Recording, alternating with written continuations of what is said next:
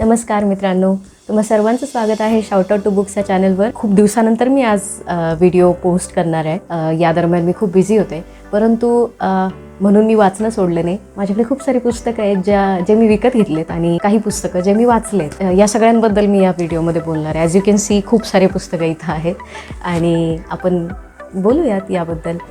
मला एक दोन क्वेश्चन्स असे दिसले आहेत चॅनलवर कमेंट सेक्शनमध्ये की मला लोक विचारत आहेत, मॅडम तुम्ही पुस्तकं कुठून घेत. माझ्याकडे याचे खूप सारे आन्सर्स आहेत. ओके, पहिलं तर मी ऑनलाईन ॲमेझॉन, फ्लिपकार्ट या सगळ्या साईट्सवर बघते पुस्तकं अवेलेबल आहे का, आणि असेल तर मी लोकल शॉपसोबत ते कम्पेअर करते प्राईसच्या दृष्टीने आणि ऑफकोर्स प्रिंट आणि रिव्ह्यूजच्या दृष्टीने पण. कारण पुस्तक जेव्हा तुम्ही घेता तर त्याचं जर पायरेटेड व्हर्जन तुम्ही घेणार असाल तर काही पॉईंट नाही आहे. त्याच्याऐवजी तुम्ही किंडलवर ते पुस्तक वाचा. किंडलवरच्या प्राइजेस खूप स्वस्त असतात. तर किंडल डाउनलोड करा तुम्ही आणि फोनमध्ये सुद्धा you don't have to buy new Kindle for that. फोनमध्ये ॲप तुम्ही डाउनलोड करून त्याच्यावरती वाचू शकता. कारण मी किंडलवर पण पुस्तकं वाचते. त्या व्यतिरिक्त मी ऑडिओ बुक्स पण ऐकते. मला हेच म्हणायचं आहे की मी एका ठिकाणाहून पुस्तकं घेत नाही, मी मल्टिपल ठिकाणाहून पुस्तकं घेते.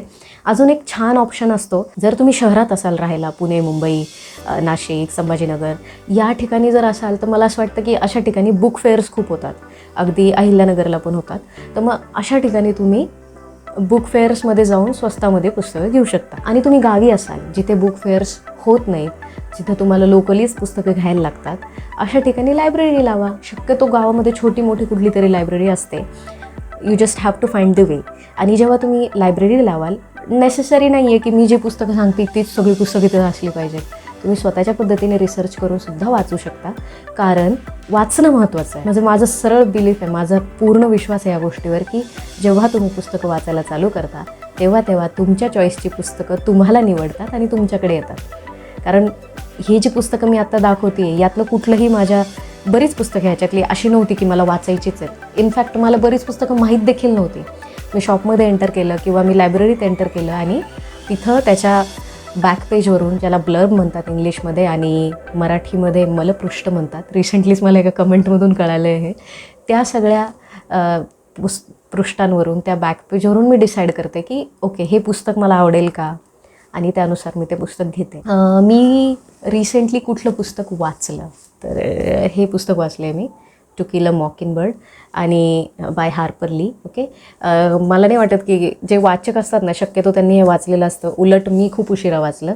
खूप दिवसांचं मला वाचायचं होतं. 2 वर्षापूर्वी विकत घेतलेलं मी क्रॉसवर्डमधून, परंतु मी वाचलं नव्हतं. आता वाचलं आहे. आणि हे कशाबद्दल आहे तर यामध्ये एक नॅरेटर जी आहे तिचं नाव जीन लुईस आहे. ओके, आणि तिला घरी स्काउट म्हणतात. त्या स्काउटचे बाबा आहेत अटिकस फिंच. ते वकील आहेत आणि एक केस लढत आहेत. ते डिफेंड करतायत एका व्यक्तीला. आणि हे अशा काळात आहे ज्यावेळी racism was on peak in America. ज्यावेळी काळाघोरा भेद जो आहे तो खूप होता अमेरिकेमध्ये. आणि त्यावेळेस Atticus Finch, who is white, is defending a black man who is charged, ज्याच्यावरती आरोप आहे की त्यांनी एका मुलीचा रेप केला आहे. तर मग अशी सेन्सिटिव्ह केस लढताना आणि काय होतं हे सगळं या जीन लुईसच्या, म्हणजे त्यांच्या छोट्या मुलीच्या नजरेतून आहे. तर ही जी जीन लुईस आहे ती टॉमबॉय आहे. ती सगळ्या त्या मुलींनी असं वागावं तसं वागावं ह्या सगळ्या एज्युकेशनमधून स्किप झालेली, कारण तिला आई नाही आहे आणि तिच्या वडिलांनीच तिला सांभाळलं आहे. आणि तिला भाऊ आहे एक जेरेमी नावाचा, आणि त्यांचा एक मित्र आहे डिल नावाचा, who visits their home on a vacation. मग त्यांचे जे छोटे छोटे ॲडव्हेंचर्स आहेत त्याच्याने हे स्टार्ट होतं. ह्याची जी नरेशन स्टाईल आहे ना ती खूप छान आहे. ही फ्लॅशबॅकवाली नरेशन स्टाईल आहे, मला खूप आवडते अशी. आणि मग म्हणजे थोडक्यात नरेटर आत्ता मोठी आहे थोडीशी वयाने आणि ती जुनं सांगते आहे, अशा प्रकारे ह्याची स्टोरी आहे. तर ह्याच्यातले ना खूप सही स्टोरी, म्हणजे तो जो ब्लॅकमॅन आहे त्याला डिफेंड करताना ती जी कोर्टरूम ड्रामा येतो ना मध्ये, तो पण खूप इंटरेस्टिंग आहे. आणि त्या व्यतिरिक्त हा जो जेरेमी आहे तिचा भाऊ आणि जीन लुईस ह्यांचं रिलेशन पण खूप गोड आहे, खूप छान आहे. त्यानंतर त्यांचे जे शेजारी असतात, ॲटिकसच्या आसपास राहणारे जे लोक आहेत त्या गावामधली, ती सगळी लोकं कशी आहेत, त्यांचा ह्या केसबद्दलचा व्ह्यू काय आहे.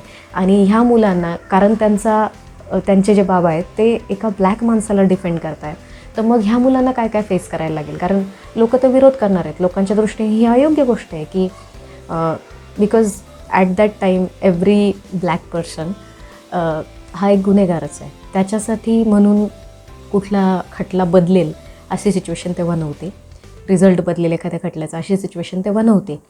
पण ही जी स्टोरी आहे ना ती खूप होपफुल आहे आणि एकदम छान, म्हणजे असं वाटतं ना, असं वाटतं की यार खूप टेन्स असेल, खूप इंटेन्स स्टोरी असेल ही, की एक कोर्ट रूम ड्रामा आहे, त्याच्यात अशी डेंजर केस आहे ज्याच्यामध्ये म्हणजे काय होईल माहीत नाही, खूप सिरियस असेल. तर असं नाही आहे. ही जी हार्पर ली नॅरेटर आहे, शी इज ऑथर. ओके, तर ती ऑथर जी आहे, फिमेल ऑथर आहे, तिची जी भाषा आहे ती खूप फनी आहे आणि एका 6-7-9-8-9 वर्षांच्या मुलांच्या नजरेतून एखादी मोठी केस ती दाखवते आहे. तर ह्याच्यातला जो सार आहे ना, मॉकिंगबर्ड म्हणजे एक प्रकारचा पक्षी आहे आणि त्याचं नाव जे आहे नोवेलचं ते आणि ह्या स्टोरीचं कुठं कनेक्शन तुम्हाला आत्ता लागलं नसेल, परंतु जर तुम्ही वाचलं तर तुम्हाला कळेल की मॉकिंगबर्ड इज बेसिकली, ह्या टू किल अ मॉकिंगबर्ड म्हणजे तुमचा जो, तुम्ही जसे जसे मोठे व्हाल तसा तसा तुमचा इनोसन्स कसा मरतो आहे आणि त्याच्यातून काय घडतं, तुम्ही कशा आयुष्याला सामोरे जाता, ह्याबद्दल आहे. आणि ह्या पुस्तकामध्ये जितके पेरेंटिंगचे धडे तुम्हाला मिळतील ना, आय डोंट नो कुठल्या बाकीच्या पुस्तकात मिळतील का, कारण ॲटिकस फिंच एक बेस्ट डॅड आहे. ते नक्की वाचा आणि मला सांगा कशी वाटली. हे मी वाचलेलं.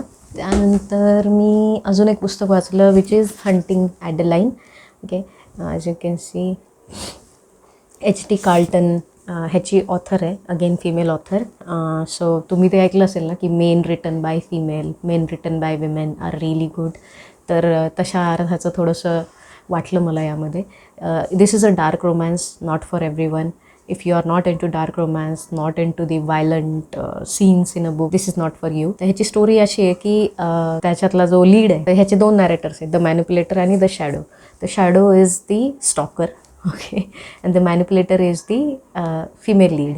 तर ह्या मुलीला ॲडेलाईन नावाच्या कोणीतरी स्टॉक करतं आहे आणि मग तिचं स्टॉकर आणि ते एका मॅन्शनमध्ये राहते, तिच्या आजीच्या एका मॅन्शनमध्ये राहते, which is suppose to be a cursed mansion. आणि त्याच्याबरोबर तिच्या ग्रेट ग्रँडमाचा म्हणजे पणजीचा मर्डर झालेला असतो आणि तिची जी डायरी आहे ती हिच्या हाती लागते आणि मग त्याच्यानुसार स्टोरी कशी प्रोग्रेस होते, मर्डर मिस्ट्री काय आहे आणि तो जो शॅडो आहे हु इज द स्टॉकर त्याचा यामध्ये काय रोल आहे, ह्याच्या पद्धतीनं हे बुक आहे. आणि हे एक नाही आहे, ह्याचे 2 पुस्तकं आहेत. एक हॉन्टिंग आहे आणि सेकंड पार्ट इथंच आहे कुठेतरी, which is hunting. Okay, as you can see this is hunting Adeline and this one is, the first part is haunting Adeline, second part is hunting Adeline. I heard की hunting Adeline is too much for some of the readers. त्याच्यामध्ये खूप जास्त violence आहे आणि खूप disturbing scenes आहेत and it was banned. So hunting Adeline जे पुस्तक आहे ते बँड होतं काही काळ, परंतु मला फ्लिपकार्टवर दिसलं आणि टू बी ऑनेस्ट माझी खूप वाईट प्रकारची मिस्टेक झालेली आहे. मी फ्लिपकार्टहून स्वस्तातलं घेतलं आणि हे असे सेपरेट पेजेस आहेत त्याचे. सो मेक शुअर तुम्ही जेव्हा कुठं पुस्तक घ्याल तर व्यवस्थित घ्या, असं माझ्यासारखं पैशाची बचत करू नका. ओके, परंतु हे पुस्तकं मला सो फार आवडलेत. नॅरेशन खूप क्विक आहे, एंगेजिंग आहे, तर माणूस वाचत राहतं. That's what is important Wien you are a reader. तुमचं मन त्याच्यात लागलं पाहिजे, तुम्ही ते एंगेजिंग असलं पाहिजे. मग पुस्तक कसं आहे, त्याचे प्लॉट्स कसे आहेत, त्याच्यात ते कॅरेक्टर कसे लिहिलेत, ह्याच्याबद्दल तुम्ही नंतर बोलू शकता. आधी पुस्तक एंगेजिंग हवं. So every book that is engaging is a good book for me. तिसरं एक बुक मी रिसेंटली वाचलं, दिस वन, सी प्रेयर नावाचं. खूप छान पुस्तक आहे. ओके, खालिद होसेनीचं. आणि ह्या पुस्तक म्हणण्यापेक्षा ना हे असं चित्रांचं कलेक्शन आहे. तर हे मला बुक फेअरमध्ये मिळालं होतं, म्हणजे मला अपेक्षा नव्हती इतकं छान पुस्तक मला तिथे मिळेल. एक पिंपरी चिंचवडमध्ये बुक फेअर होता आणि त्याच्यामधून मला हे मिळालेलं. ते बा, त्याच्यातले चित्र खूप सुंदर आहे. पुस्तक आय मीन चित्र सुंदर आहेत पण खूप ट्रॅजिक पुस्तक आहे. सी प्रेयर म्हणजे बेसिकली एक, हे कुणापासून इन्स्पायर्ड आहे तर एक छोटा मुलगा होता सिरियामधला, 2015 साली तो समुद्रामध्ये बुडाला आणि त्याचा मृत्यू झाला दुर्दैवी. कारण तो आणि त्याची फॅमिली वर रेफ्युजीज हू वर फ्लीइंग फ्रॉम दी वॉर, जे रेफ्युजी घेऊन बाहेरच्या देशात निघून चालले होते. कारण सिरियाची सिच्युएशन आपल्याला माहिती आहे कशी आहे. तर ते वॉर लाईक सिच्युएशनमधून जाणारे जे रेफ्युजीज आहेत त्यांच्यासाठी म्हणून लिहिलेलं हे खालिद होसेनींनी पुस्तक आहे. आणि ह्याच्यातले म्हणजे ह्याची स्टोरी अशी आहे की त्याच्या बाबांची, त्या मुलाच्या वडिलांची ही प्रेयर आहे समुद्राला केलेली एक प्रार्थना आहे की माझ्या मुलाला सुखरूप ठेव. का ठेव, तर मग त्यामध्ये वेगवेगळे सिच्युएशन्स आहेत की मग कसं वॉर इनिशिएट झालं. As you can see, first came the protest and then the siege. म्हणजे सुरुवातीला खूप प्रोटेस्ट झाले आणि त्याच्यानंतर आमचा देश आमच्याकडून हिरावला गेला.